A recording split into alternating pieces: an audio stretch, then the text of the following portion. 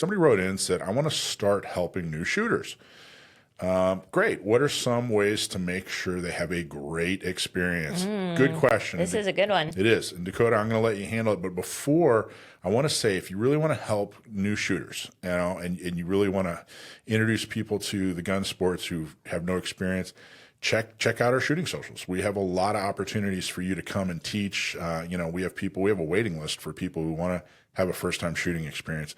But in general, I think you have some good advice on this, don't you, Dakota? Yeah.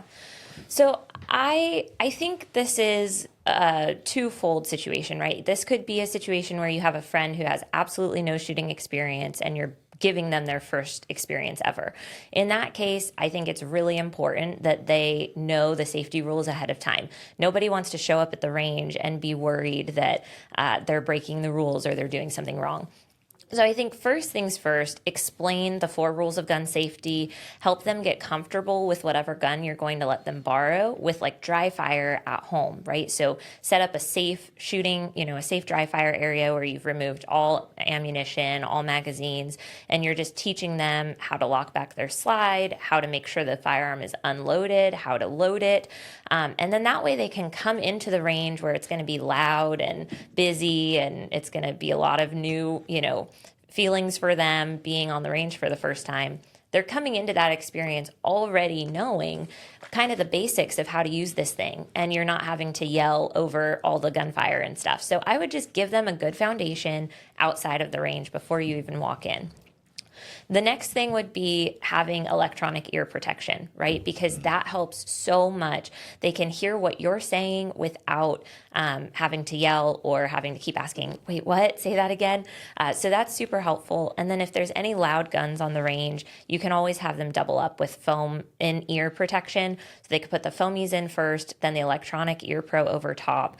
And that can just go a long way to making sure that they can hear you and they're not feeling, worried with all the noise or it's not scaring them. And then if your range is particularly loud, maybe you're on a range that allows rifles and shotguns also, I would just call the range ahead of time and say, hey, can you tell me what time or what day of the week is slowest so that we have the best opportunity to have a quiet area.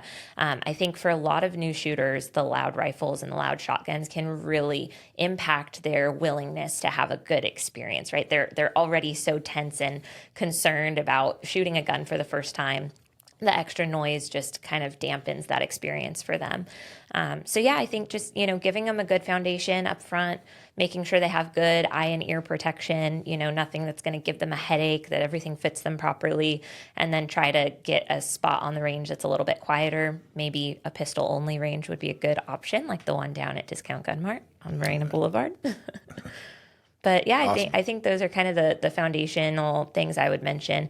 There's, of course, lots of opportunities for you to have somebody take a class. But since we're talking more about you giving someone a good first experience, if you only have firearms that are, higher calibers, I would rent a gun from the range you go to. You could rent a 22, you could rent a full-size 9mm, but we don't want to be starting out somebody who's brand new to shooting on a small revolver or on a firearm that has a lot of recoil. We want to give them the best opportunity to have a good experience. So that's going to be, full-size guns, 22s, 9mm, if that's what you've got. But definitely utilize the range rental programs to give them something that will help them have that good experience. Yeah, I don't think people really fully understand how used to gunfire they are. Mm-hmm. If you've been a shooter for a while, and how jarring gunfire can be on your first day. Yeah. So even if you're like, well, hey, I'm going to start them on a 22 and move them to a 9mm, and then by the end we're going to have them shoot a 44 Magnum. Skip the 44 Magnum. Yeah. I've never seen that go well. No, and not just from like a good experience standpoint, but from a safety standpoint. If the person who is shooting feels like they're doing something that they're not capable of doing, they feel like they're doing something unsafe. And just that feeling of not being a safe person with a gun in their hands is enough to make them think, I don't want to shoot again. I think a lot of people don't realize what a big deal it is to be entrusted to be that first person who gives someone their range experience, because you're holding the power as that friend who's bringing them to their first ever shooting social or their first ever shooting experience. you have the power to make or break that experience for them. And I have so many women who come through my classes who have that story of, I went shooting with a friend, I hated it, I was scared of it for 20 years, but now I'm ready to try again. So be that friend that gives them that first good experience so that they want to keep coming back and training. Good advice. Awesome.